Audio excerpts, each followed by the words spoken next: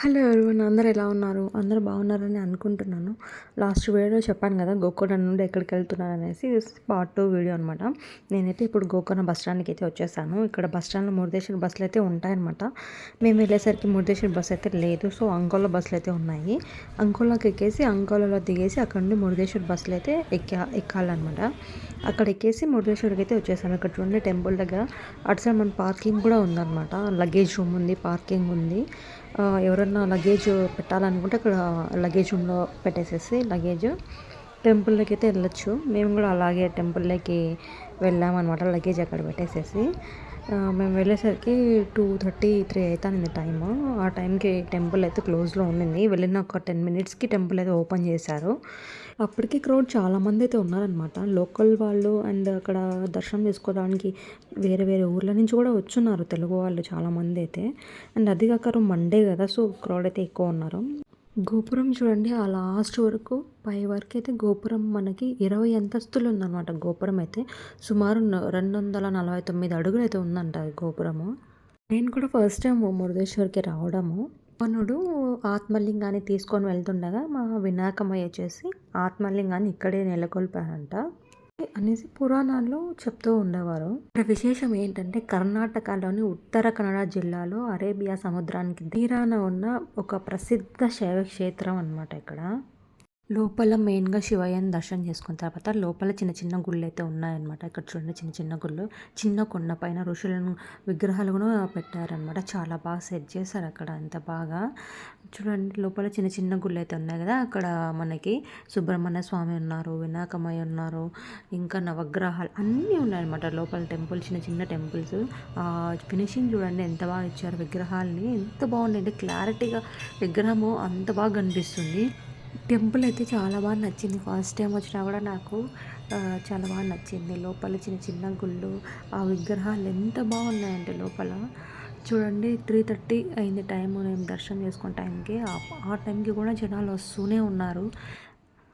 దాని తర్వాత కాసేపు టెంపుల్లో కూర్చొని టైం స్పెండ్ చేసేసి ఇంకా బయటకైతే వచ్చేసాము. బీచ్ దగ్గర కొంచెంసేపు టైం స్పెండ్ చేస్తామనేసి. ఇక్కడ ఏమైందంటే మా హస్బెండ్ నన్నుకైతే ఇక్కడ ఎక్కించాడనమాట. ఫ్లోటింగ్ బ్రిడ్జ్ ఇది నేను ఫస్ట్ టైం ఎక్కడము. నాకు అసలు తెలియదు, నాకు చాలా భయం అసలు వాటర్ మీద ఏంది నడుచుకుంటూ పోవడం అనేసి. మా ఆయన చూడండి నన్నైతే భయపెట్టాలని ఎక్కించాడు. పర్ హెడ్ 100 రూపీస్ అంట. ఒక 10 మినిట్స్ అయితే మన లాస్ట్లోకి వెళ్ళి కూర్చోవచ్చు. ఒక 10 మినిట్స్ మనం స్పెండ్ చేయొచ్చు అనమాట టైము. సో మా హస్బెండ్ ఇద్దరు కలిపి 2 టికెట్స్ అయితే తీసుకున్నారు, 200 ఇచ్చేసి. అటు చూడండి వేవ్స్ వస్తున్నాయి ఒక పక్క. నాకైతే ఫుల్ భయం వేస్తుంది. నాకు నడచాలంటే నాకు భయంగా ఉంది. దానిపైన చూసే గట్లుంది కానీ నడిస్తే దిమ్మ తిరుగుతుంది. ఎవరికైనా నిజంగా భయం లేని వారైతే ఈజీగా వెళ్ళిపోవచ్చు.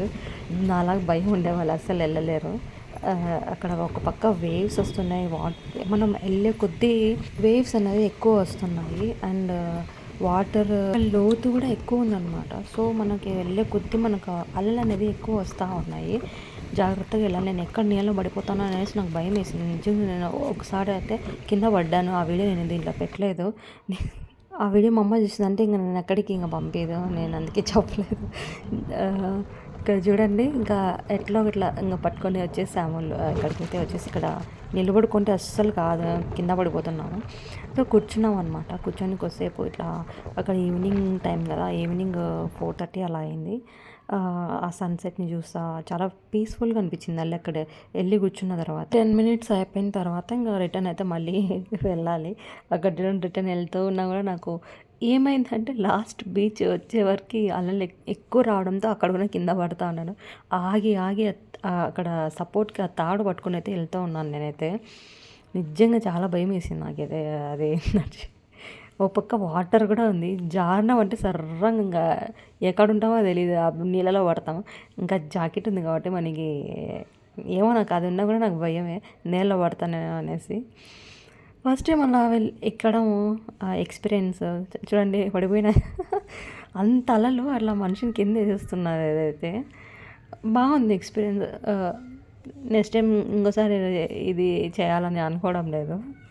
అంత భయపడినాను నేను. ఆల్మోస్ట్ అయితే వచ్చేసాను అలా అలా పట్టుకొని భయంతో.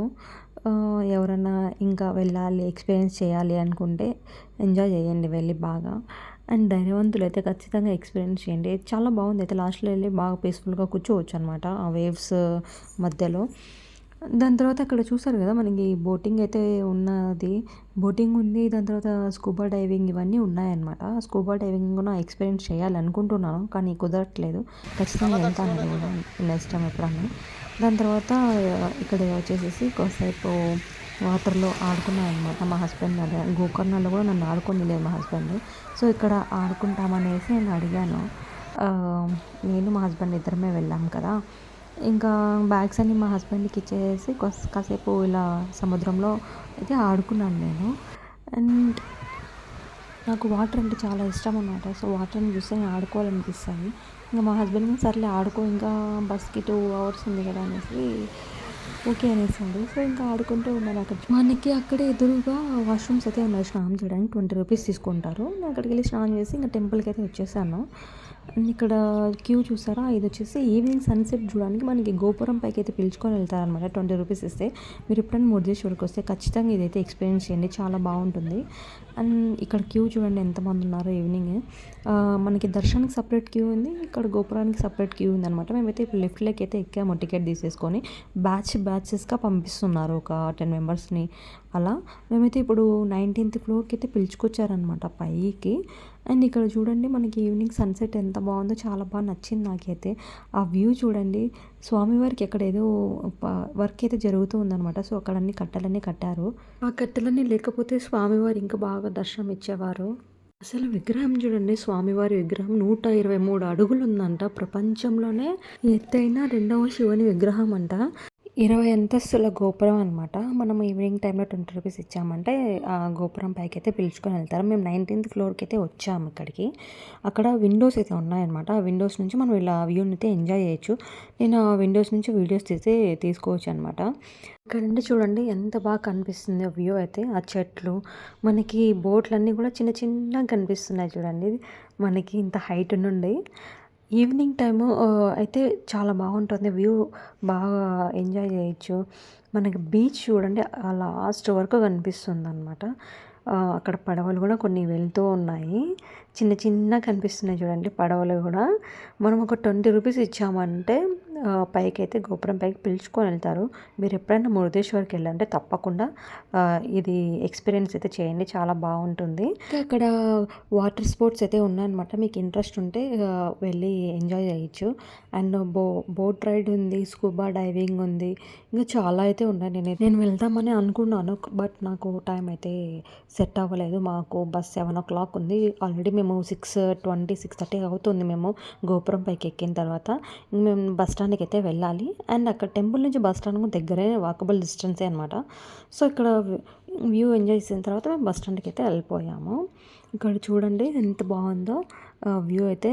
చాలా బాగుంది. ఈవినింగ్ టైంలో వెళ్ళారంటే ఆ సన్సెట్ అయితే చూడొచ్చు. మెయిన్ సూర్యుడు అస్తమిస్తున్న టైంలో మనము ఈ వ్యూని అయితే ఆస్వాదించవచ్చు అనమాట. ఈవినింగ్ టైంలో వెళ్ళామంటే చూడండి ఎంత బాగుందో సముద్రం పైన సూర్యుడు ఎంత బాగుందంటే ఆ వ్యూ అయితే చాలా బాగుంది. నాకు చాలా బాగా నచ్చింది. ఇంకా ఉందాం అనిపించింది. బట్ మాకు టైం లేకుండా ఉండే నెక్స్ట్ టైం ఖచ్చితంగా వెళ్ళినప్పుడు ఖచ్చితంగా ఒక 2 days అయితే 1 day స్పెండ్ చేసి వస్తాను. మేము వెళ్ళాం కదా ఆ ఫ్లోటింగ్ బ్రిడ్జ్ అది చూడండి ఎంత చిన్నగా కనిపిస్తుందో అలా అంతవరకు వెళ్ళాలన్నమాట. మనం అంతవరకు వెళ్ళి నిలబడుకోవచ్చు. అక్కడ కొద్దిసేపు టైం స్పెండ్ చేసుకోవచ్చు. వీడియోస్ తీసుకోవచ్చు. బాగుంది. అక్కడ వైట్ కలర్ బోట్ ఉంది కదా ఆ బోట్లోనే మనకి స్కూబా డైవింగ్ వాళ్ళు వెళ్ళే వాళ్ళు ఉంటే వాళ్ళు దాంట్లో కూర్చోబెట్టుకొని వెళ్తారనమాట. మీతో పాటు ఒకరైతే వస్తారు సముద్రం లోతు తక్కువ దగ్గరికి పిలుచుకొని వెళ్తారనుకుంటా. నెక్స్ట్ టైం ట్రై చేసినప్పుడు వీడియో అప్లోడ్ చేస్తాను. ఈ వీడియో మీకు నచ్చిందని అనుకుంటున్నాను. నచ్చితే please subscribe to my channel. Thank you.